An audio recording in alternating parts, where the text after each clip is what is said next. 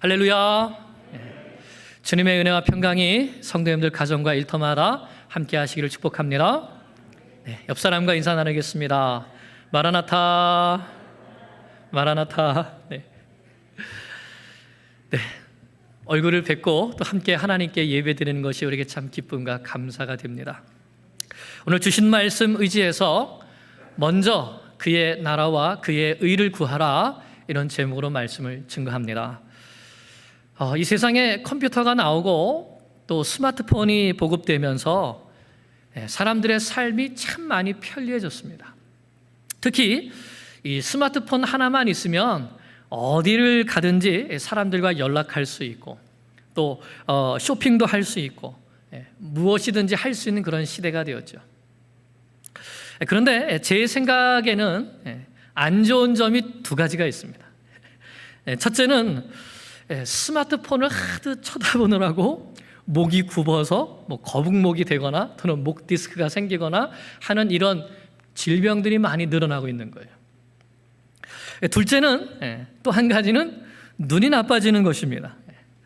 그래서 많은 현대인들이 안경을 쓰거나 아니면 컨택트 렌즈를 하죠. 저도 이 안경을 벗으면 요 바로 앞에 몇 미터 앞에 계신 분의 얼굴도 잘 보지를 못합니다. 그래서 어디를 가든지 저와 꼭 붙어 다니는 것이 바로 이 안경입니다. 저는 안경을 써야지만 이 세상을 밝고 분명하게 볼 수 있습니다. 지난주에 우리가 하늘의 보물을 쌓아두라 하는 이 말씀을 우리가 배웠는데요. 그 말씀을 다시 묵상하면서 제가 무슨 생각을 했냐면 하늘 안경이 있으면 좋겠다. 하늘 안경이 있으면 좋겠다.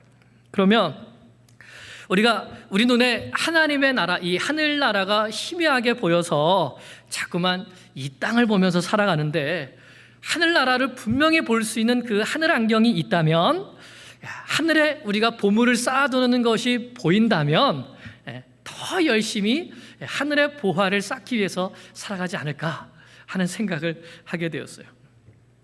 하늘 안경이 있으면 좋겠죠. 네. 오늘 말씀은 지난주일 말씀에 이어지는 말씀입니다. 예수님께서 제자들에게 하늘의 보물을 쌓아두는 삶을 살라고 하셨는데, 그런 삶을 살다 보면 자연스럽게 우리에게 일어나는 것이 있어요. 그게 뭐냐면 생활에 대한 염려이죠. 내 삶은 어떻게 하지 하는 것이죠. 이것에 대한 말씀을 주시면서 우리에게 먼저 그의 나라와 그의 의를 구하라는 것을 가르쳐 주십니다. 오늘 말씀을 통해서 우리가 어떻게 생활의 염려와 근심, 걱정을 몰아낼 수 있는가, 또 어떻게 하나님의 나라와 그의 의를 구하는 삶을 살 수 있는가 배우고 결단하는 믿음으로 하나님께 영광 올려드리기를 간절히 축복합니다. 먼저 우리 25절 말씀을 보겠습니다. 25절. 그러므로 내가 너희에게 이르노니 목숨을 위하여 무엇을 먹을까 무엇을 마실까, 몸을 위하여 무엇을 입을까 염려하지 말라. 목숨이 음식보다 중하지 아니하며 몸이 의복보다 중하지 아니하냐. 아멘. 앞에서 예수님은 너희를 위하여 하늘의 보물을 쌓아두라고 말씀하셨습니다. 구체적으로 하늘의 보물을 쌓아두는 것이 무엇인가? 그것은 바로 이 땅에서 나의 편안함이나 또는 나의 부귀 영화를 위하여서 자기만 위해서 사는 것이 아니라 주와 복음을 위하여서 하나님께 드리는 삶, 시간과 물질과 생명과 재능을 하나님 앞에 드리는 삶, 하나님 앞에 헌신하는 삶을 사는 것임을 배웠습니다. 그런데 이런 삶을 실제로 살려고 하다 보면 삶에서 부딪히는 여러 가지 문제들이 있죠. 그런 문제들 때문에 나도 모르게 염려할 수가 있습니다. 내가 주님을 위해서 살면 나는 누가 챙겨주지? 내 가족은 어떻게 하지? 하는 이런 당연한 염려와 걱정이 생기기 마련이죠. 그런데 예수님은 목숨을 위하여 무엇을 먹을까 무엇을 마실까, 몸을 위하여 무엇을 입을까 염려하지 말라 하십니다. 왜냐하면 목숨이 음식보다 더 중하고 몸이 의복보다 더 중하다 이렇게 말씀하십니다. 여기에서 목숨과 몸은 생명을 가리키죠. 반면에 음식과 의복은 소유를 가리키는 것입니다. 여러분, 생명이 중요합니까? 소유가 중요합니까? 그렇죠. 생명이 훨씬 더 중요하죠. 그런데 우리가 이 세상에서 사는 삶을 가만히 보면, 또 세상 사람들을 가만히 보면 말은 그렇게 하는데 삶은 그 반대로 살아가는 것 같습니다. 예를 들어서 어떤 사람은 새 차를 사고서는 그 차를 너무나도 소중히 여기는 거예요. 매일같이 깨끗하게 세차를 하고 누가 빌려달라 그래도 절대로 안 빌려줍니다.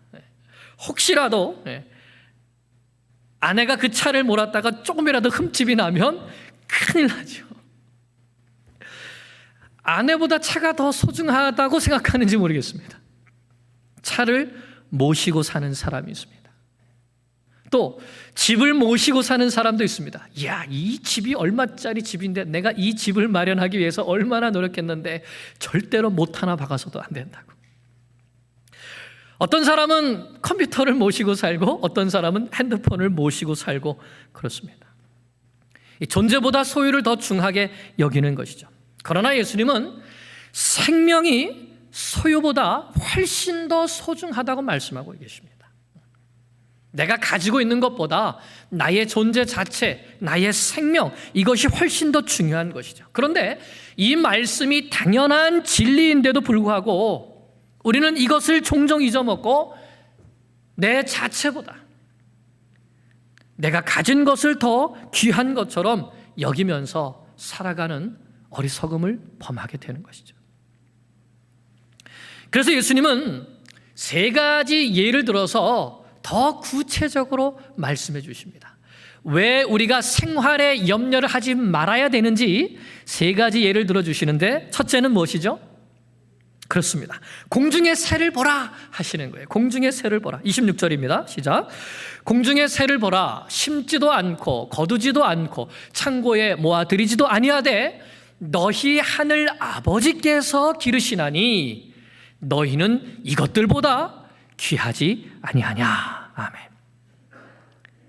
여러분, 하늘에 날아가는 새가 무엇을 심나요?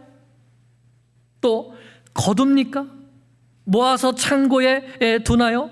그렇지 않습니다. 그런데 어떻게 저렇게 잘 살아가죠?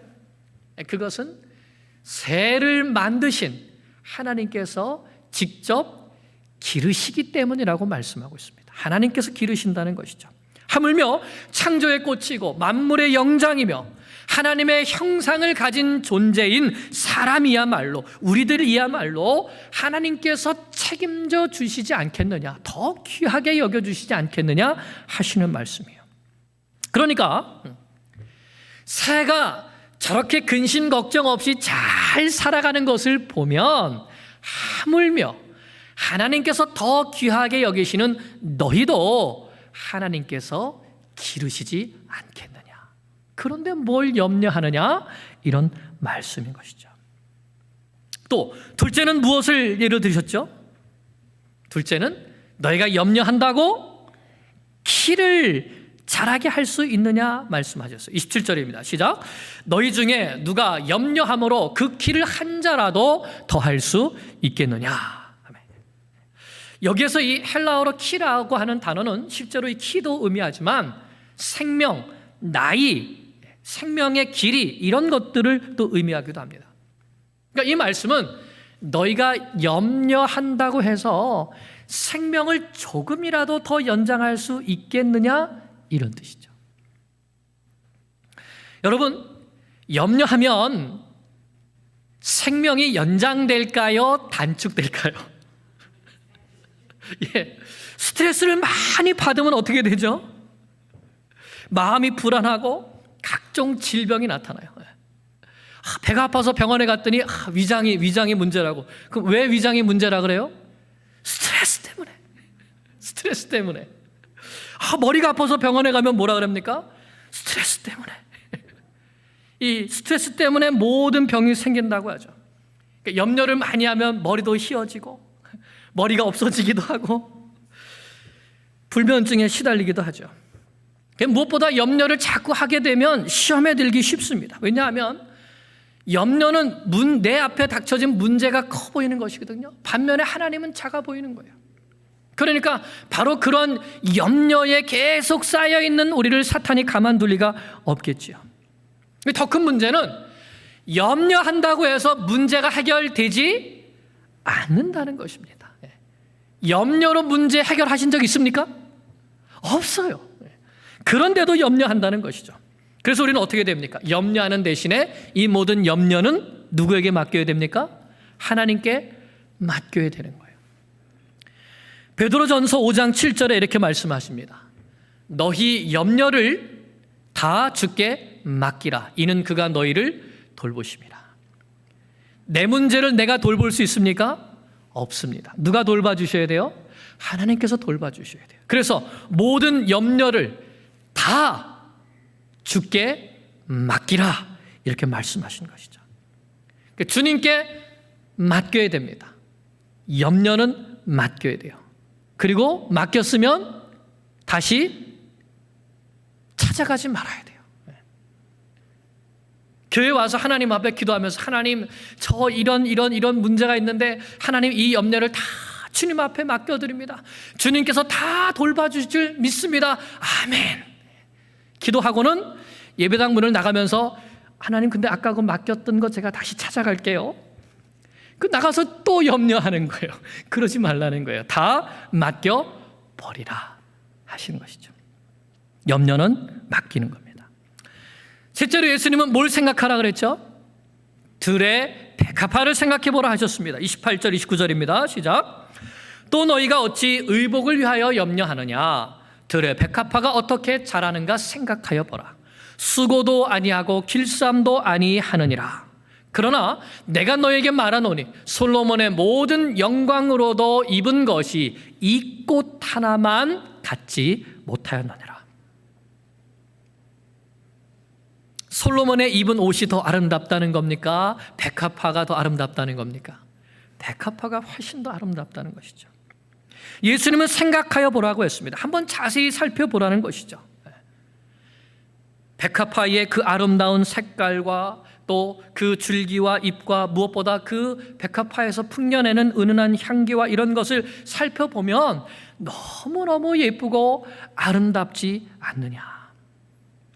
이렇게 아름다운 들꽃을 누가 돌보고 계시냐? 하나님께서 돌보고 계시지 않느냐?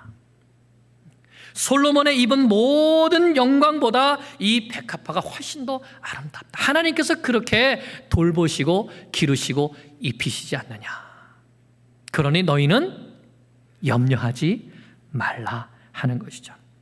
그래서 예수님의 결론이 이것입니다. 30절. 오늘 있다가 내일 아궁이에 던져지는 들풀도 하나님이 이렇게 입히시거든 하물며 너희 일까 보냐? 믿음이 적은 자들아. 하나님께서 반드시 너희를 입혀주신다. 하나님께서 반드시 너희를 먹여주신다. 그러니 염려하지 말아라 하는 것이죠. 염려하지 않기를 축복합니다. 무엇을 먹을까? 무엇을 마실까? 무엇을 입을까? 내가 주를 위해 살 때 난 어떻게 하지? 이 염려를 다 주께 맡기시기 바랍니다. 아멘이시죠? 네. 그런데도 염려하는 분이 있을까요? 없을까요? 있어요. 주님은 그런 분을 뭐라고 하신지 아세요? 그런데도 염려하는 사람을 믿음이 작은 자들아 이렇게 말씀하셨습니다. 믿음이 작다는 것. 결국 여러분 염려의 문제는 무슨 문제인 거예요?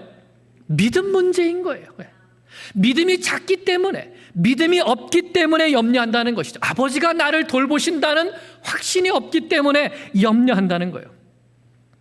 우리가 나는 구원받았고 나는 하나님의 자녀이고 나는 믿음으로 산다라고 하면서도 가만히 살펴보면 세상 사람들과 똑같이 틈만 나면 염려를 합니다. 마음속에다 염려 공장을 아주 크게 하나 딱 차려놓고 세상에 있는 모든 염려들을 하게 되죠. 부모는 자식 걱정을 제일 많이 합니다. 이 아이의 공부 걱정, 취직 걱정, 결혼 걱정을 하죠. 그 다음엔 또 건강 걱정을 합니다. 내가 건강해야 될 텐데, 남편이 건강해야 될 텐데, 또 직장에 대한 염려도 있죠. 이렇게 자기 문제만 염려하기도 바쁜데 또 친정 염려도 해야죠. 시댁 염려도 해야죠. 또 노후의 걱정, 또 죽어서는 난 어디에 묻지나 몇 자리 걱정까지. 그냥 염려 공장 공장장이 되어가지고 여러 가지 염려를 생산하는 거예요. 자, 그런데 이 모든 염려는 무엇 때문에 생긴다고요? 하나님 아버지께 대한 믿음이 작기 때문에 생긴다는 거예요. 여러분, 예를 들어서 아이들이 부모님께 이렇게 물어보는 거 봤습니까? 아버지, 우리는 뭐 해서 먹고 살죠? 아니면 엄마, 내일 먹을 거 있어요? 이렇게 물어보는 거 봤습니까? 아니요. 아이들은 안 물어봅니다. 왜 안 물어볼까요? 아버지가 다 책임져 주실 것을 믿기 때문에, 엄마가 때가 되면 당연히 밥을 줄 것을 믿기 때문에 안 물어봐요. 하나님 아버지께 하나님, 우리가 무엇을 먹어야 되죠? 무엇을 입어야 되죠? 우리의 삶은 어떻게 하여 염려하는 것은 무엇 때문이라고요? 하나님 아버지에 대한 신뢰가 없기 때문에, 믿음이 작기 때문이라는 것이죠. 하나님은 우리에게 이렇게 약속해 주셨습니다. 빌립보서 4장 6절 7절 말씀에 이렇게 약속해 주셨어요. 아무것도 염려하지 말고 오직 모든 일에 기도와 간구로 너희 구할 것을 감사함으로 아뢰라. 여러분, 왜 감사라고 하는 거예요? 이미 받았으니까. 기도하면 이미 주신 줄로 믿고 감사함으로 아뢰라는 거예요. 그리하면 모든 지각에 뛰어난 하나님의 평강이 너희 마음과 생각을 지키시리라. 염려가 다 떠나고 하나님의 평강이 오게 된다는 거예요. 어떻게 할 때? 모든 염려를 다 주께 맡기고 오직 감사함으로 하나님께 간구할 때에. 이것이 하나님의 약속이죠. 염려하지 말고 나에게 맡겨라. 그러면 평강을 누리게 될 것이다, 이 말씀이에요. 31절 32절을 봅니다. 그러므로 염려하여 이르기를 무엇을 먹을까, 무엇을 마실까, 무엇을 입을까 하지 말라. 이는 다 이방인들이 구하는 것이라. 너희 하늘, 누구요? 아버지께서 이 모든 것이 너에게 있어야 할 줄을 아시느니라. 하나님이 아시면 어떻게 하셔요? 하나님이 공급해 주시는 것이죠. 아멘. 이 믿음을 갖기를 축복합니다. 나의 삶을 하나님께서 책임져 주신다는 이것에 대한 확실한 믿음을 가지고 하나님 앞에서 살아가는 주의 자녀들 될 수 있기를 간절히 축원합니다. 자, 그러면 이런 것들은 다 이방인들이 구하는 것이라고 그러셨어요. 그러면 하나님의 자녀들은 무엇을 구해야 됩니까? 이제 33절입니다. 시작. 그런즉 너희는 먼저 그의 나라와 그의 의를 구하라. 그리하면 이 모든 것들을 너희에게 더하시리라. 아멘. 그렇습니다. 우리가 염려하는 대신에 먼저 구해야 할 것이 두 가지가 있습니다. 자, 첫째는 무엇이죠? 먼저 그의 나라를 구하라고 했습니다. 그의 나라를 구하라. 이것이 무슨 뜻일까요? 그의 나라, 하나님의 나라가 무엇이죠? 하나님께서 통치하시는 곳이 바로 하나님의 나라입니다. 하나님께서 다스리시는 곳이 하나님의 나라예요. 하나님께서 내 안에 들어오셔서 나를 통치하시면 내가 하나님의 나라가 되는 거예요. 하나님께서 우리 교회 가운데 오셔서 우리 교회를 다스리시면 우리 교회가 하나님의 나라가 되는 것이죠. 여러분, 예수님은 하나님의 나라에 대해서 이렇게 말씀하셨습니다.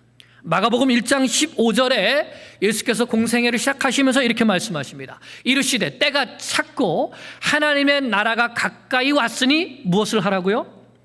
회개하고 복음을 믿으라. 하나님의 나라가 가까이 왔는데 이 나라에 들어가기 위해서는 어떻게 해야 된다는 거예요? 회개하고 복음을 믿어야 한다는 것이죠. 하나님의 나라에는 누가 들어갈 수 있습니까? 회개하고 예수 그리스도를 믿고 영접한 사람, 그래서 예수 그리스도의 피로 의롭게 된 사람이 하나님의 나라에 들어갈 수 있는 것입니다.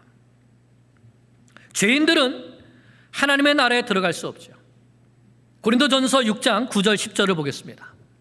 함께 읽겠습니다. 불의한 자가 하나님의 나라를 유업으로 받지 못할 줄을 알지 못하느냐. 미혹을 받지 말라. 음행하는 자나 우상 숭배하는 자나 간음하는 자나 탐색하는 자나 남색하는 자나 도적이나 탐욕을 부리는 자나 술 취하는 자나 모욕하는 자나 속여 빼앗는 자들은 하나님의 나라를 유업으로 받지 못하리라. 불의한 자, 죄인들은 다 하나님의 나라에 들어갈 수 없다는 것이죠. 그러면 하나님의 나라에 들어가지 못하면 어떻게 될까요? 그렇습니다. 요한계시록 21장 8절에 이렇게 말씀합니다. 그러나 두려워하는 자들과 믿지 아니하는 자들과 흉악한 자들과 살인자들과 음행하는 자들과 점술가들과 우상숭배자들과 모든 거짓말하는 자들은 불과 유황으로 타는 못에 참여하리니 던져지리니 이것이 곧 둘째 사망이라. 지옥불에 던져지는 것이죠. 이 세상에서 죽을 뿐만 아니라 영원한 죽음, 곧 둘째 사망을 맛보게 되는 것입니다. 그래서 예수님께서 하나님의 나라가 가까이 왔으니 회개하고 복음을 믿으라고 전파하신 것입니다. 사실 우리도 이렇게 지옥으로 가야 할 운명이었죠. 그러나 회개하고 복음을 믿음으로 하나님의 나라를 유업으로 받게 된 것입니다. 그러므로 회개하고 복음을 믿어 죄와 사망에서 구원받은 우리들이 먼저 하나님의 나라를 구하는 삶을 살아가야 되는데 그것은 무엇일까요? 아직 회개하지 아니하고 복음을 믿지 않은 사람들에게 예수 십자가의 복음을 증거하는 것입니다. 한 영혼 속에 하나님의 나라가 임하게 하는 것이죠. 그래서 예수님은 승천하시기 전에 제자들에게 이렇게 말씀하십니다. 마가복음 16장 15절 16절에서 또 이르시되 너희는 온 천하에 다니며 만민에게 복음을 전파하라. 믿고 세례를 받는 자는 구원을 받을 것이요 믿지 않는 사람은 정죄를 받으리라. 온 천하 만민에게 나아가서 이 죄사함의 회개의 세례를 전파하는 것, 이 복음을 전파하는 것, 이것이 하나님의 나라를 구하는 것인 것이죠.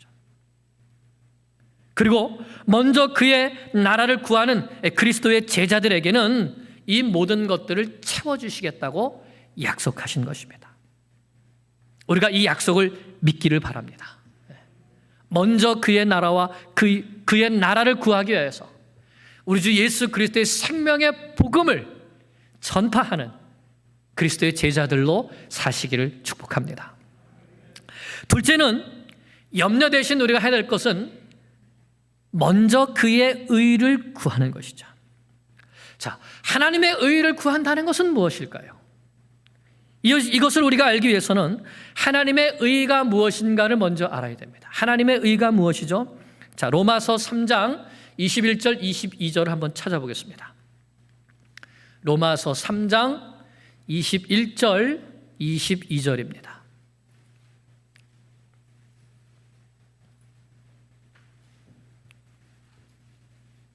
로마서 3장 21절 22절 자, 같이 읽습니다. 이제는 율법 외에 하나님의 한 의가 나타났으니 자, 여기에서 하나님의 한 의에 밑줄을 치세요. 율법 외에 하나님의 한 의가 나타났으니 계속 율법과 선지자들에게 증거를 받은 것이라. 곧 예수 그리스도를 믿음으로 말미암아 모든 믿는 자에게 미치는 하나님의 의니 차별이 없느니라. 자, 하나님의 의가 뭐라고요? 예수 그리스도를 믿음으로 말미암아 모든 믿는 자에게 미치는 의다 이렇게 말했습니다. 여러분, 예수님이 의라는 거죠. 율법이 오기 전에는 예수님이 오시기 전에는 율법이 의였습니다. 무슨 말인가 하면 율법을 행해야지 의로운 자가 될 수 있었습니다. 그런데 문제는 이 세상에 누구도 이 율법을 온전히 행할 수 있는 사람이 없다는 것이에요. 의인은 없나니 한 사람도 없다는 것입니다. 모든 사람이 죄를 범하였음에 하나님의 영광에 이르지 못하게 된다는 것이죠.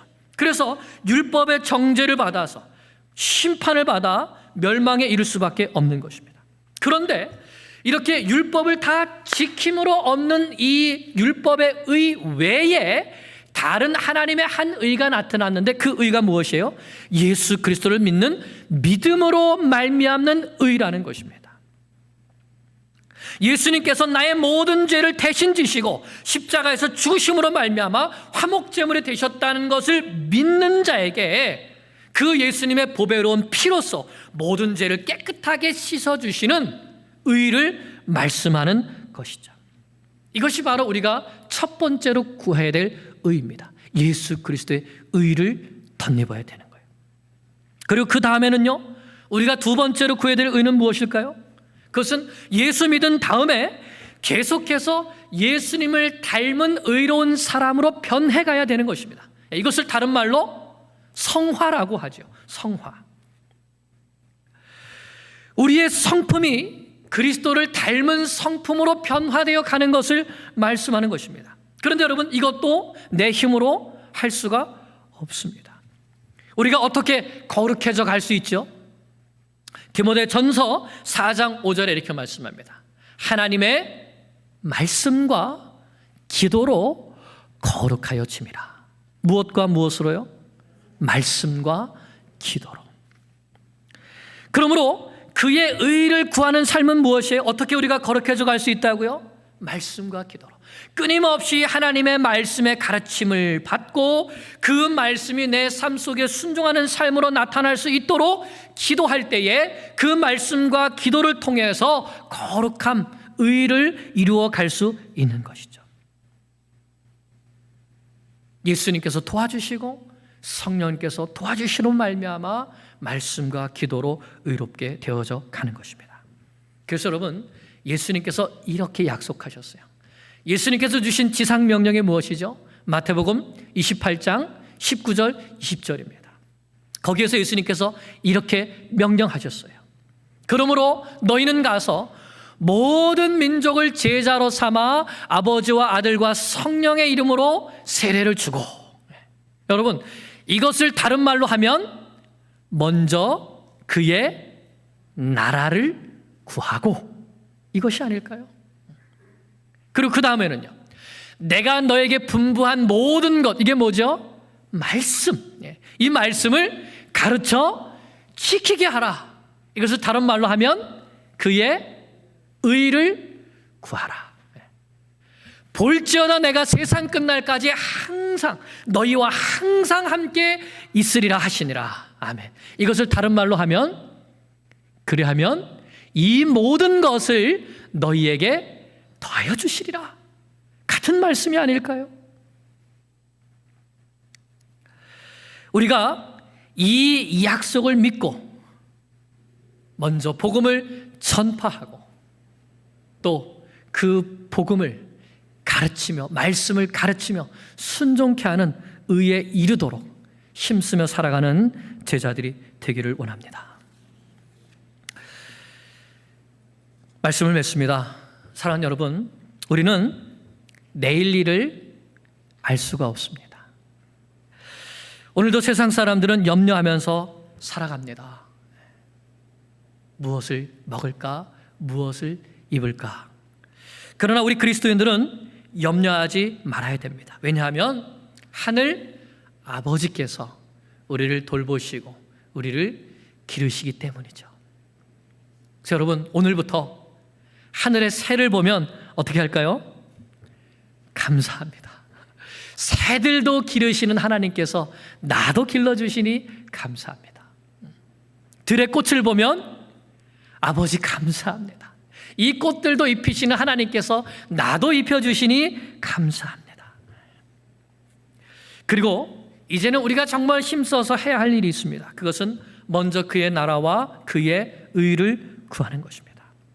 잃어버린 영혼들이 예수 믿고 회개하여서 하나님 나라에 들어올 수 있도록 천국 복음을 전파하는 것입니다.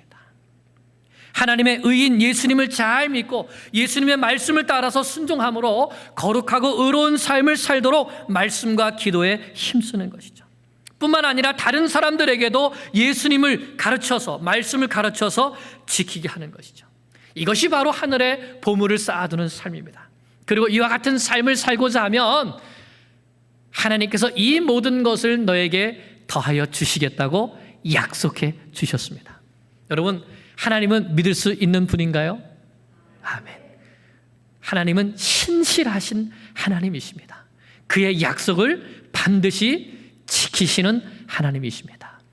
우리가 이 하나님을 믿고 모든 염려를 주께 맡기고 먼저 그의 나라와 그의 의를 구하는 하늘의 보물을 쌓아두는 삶을 사시기를 간절히 축복합니다.